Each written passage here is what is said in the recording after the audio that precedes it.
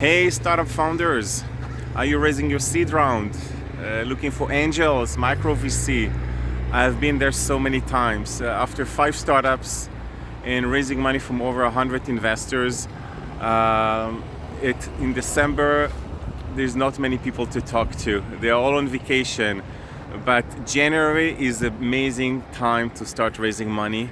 And today, due to the stay-at-home COVID, you can talk to them on Zoom and you can nail one after another. You need to learn how to put all the ducks in a row. I've done it so many times, and after Google acquired our startup, which was such an amazing experience, I've been in Google for a few years, and I left, and I'm doing now a bootcamp on January 15, where I'll teach you my step-by-step method, how to raise money from angel investors and micro VC, how to create a pitch that attracts investors. Don't leave it to trial and error, and definitely not by reading articles online.